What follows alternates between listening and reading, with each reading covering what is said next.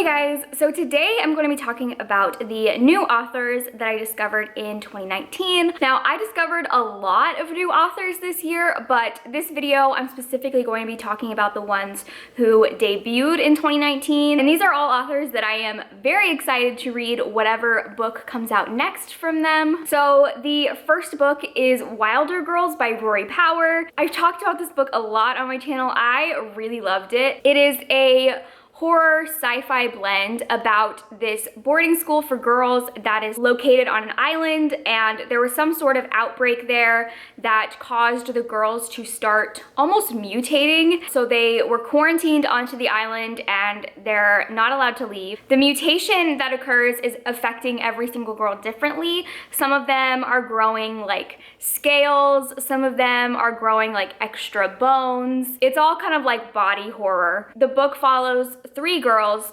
who are trying to figure out what is going on. There's a lot of lies being told to them and secrets being kept. One of the girls goes missing, so the other two are trying to figure out what happened to her and find her. There's also a little bit of a female-female romance in here. It's not a romance book, and the romance is not like a big aspect of it, but it is between two of the main characters. I will make a note that I feel like this is a hit or miss kind of book. You're either gonna love it or you're gonna hate it, particularly to do with the ending. I'm the type of person that I don't need things wrapped up. I don't really need answers.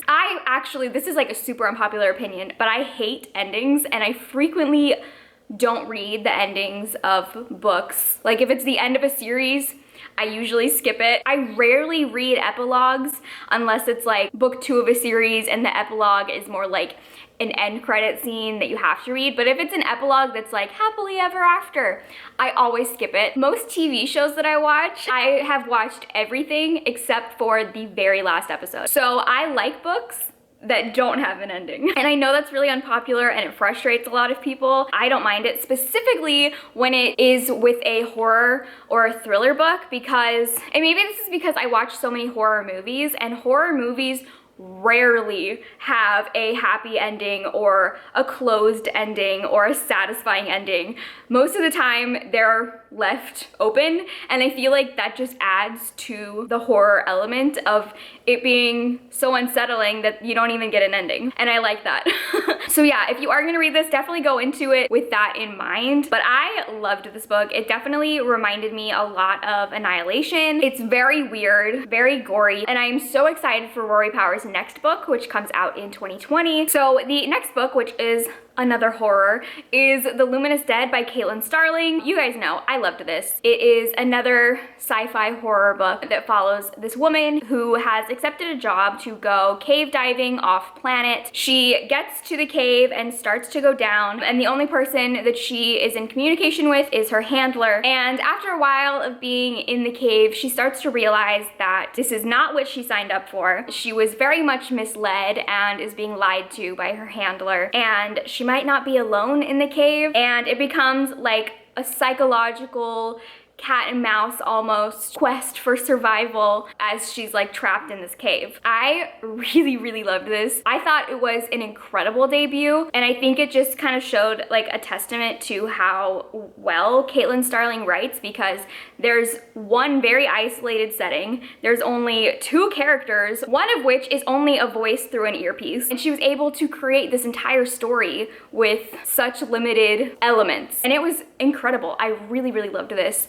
And her next book sounds even better. When I saw the blurb for it, I literally screamed. I was so excited. It's pitched as Crimson Peak inspired gothic horror about a young woman who makes a marriage of convenience and soon finds herself trapped in her new husband's haunted mansion. I'm literally so excited for that. I feel like I talked about this in one of my Spookathon videos, but I really liked Crimson Peak, and I love gothic horror so much.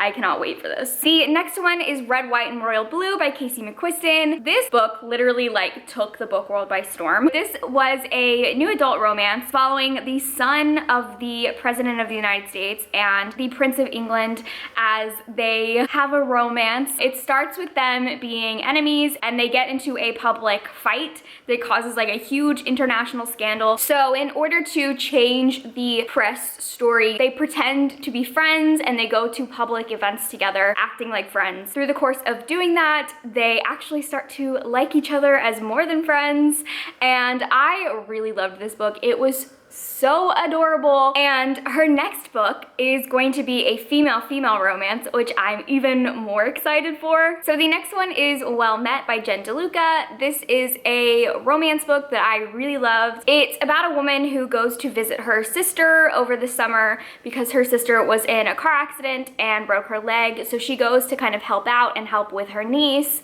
And her niece wants to sign up for the Ren Fair, but in order to do that, she needs an adult chaperone to sign up with her. So the main character reluctantly signs up for this Ren Fair and gets tasked with being a tavern wench, but she immediately just like gets on the wrong foot with the guy who runs the Ren Fair. They are just like complete opposites. They really don't get along. In the Ren Fair, his character is a pirate and their characters have a romance. So while they're at the Ren Fair and playing their characters, they're like pretending that their characters are in a romance and flirting with each other, but then as soon as the Ren Fair is over and they go back to being themselves, they don't like each other. I really loved this. It was so cute. It is like the perfect summer romance book. And I just think the best part of it was the setting. It was so fun having this Ren Fair setting and having the characters like play other characters. And there is going to be a sequel,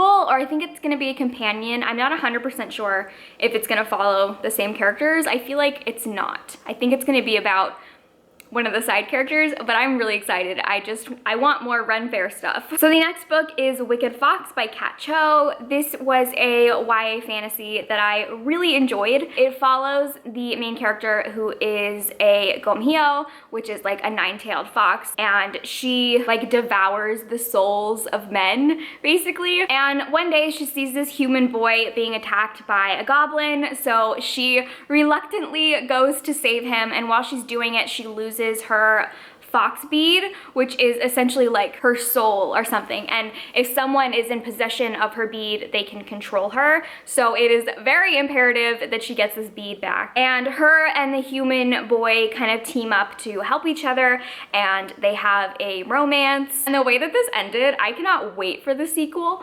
Wait a minute, is there gonna be a sequel? There's gonna be a sequel.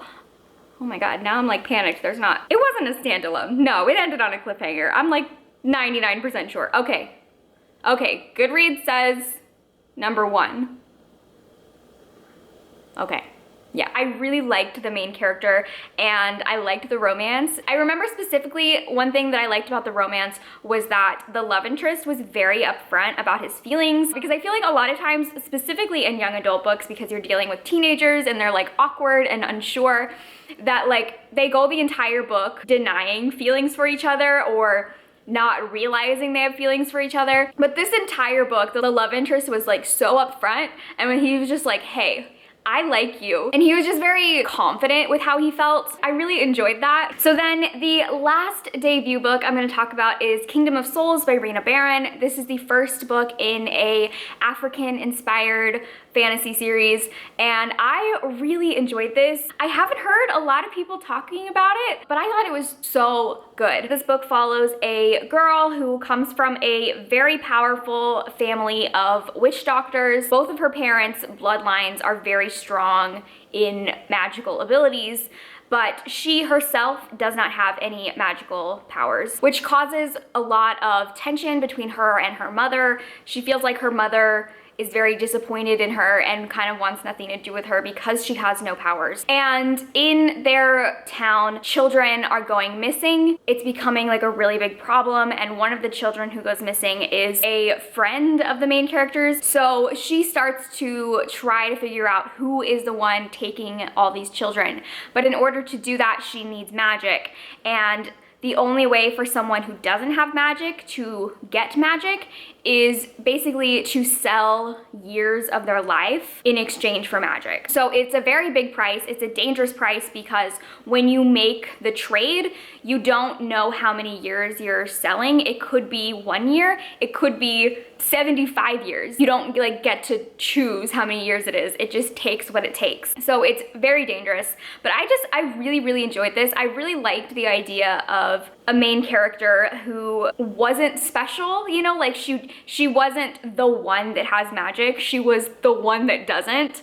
And despite that, she worked really hard to prove that she was powerful and prove that she was worthy. I also really liked that there was a romance in this book, but it wasn't like at the forefront of the story. The story was more about the main character and her family, specifically her relationship with her mother was so fascinating. And I really haven't read many mother-daughter relationships in books that were like this. The way that it ended, I'm so excited to see where it goes in the next book. The direction that it's taking is gonna be really crazy. So those were the new authors that I discovered in 2019. Let me know in the comments any new authors that you discovered that you're just really loving. Thank you guys for watching, and I will see you in my next video. Bye!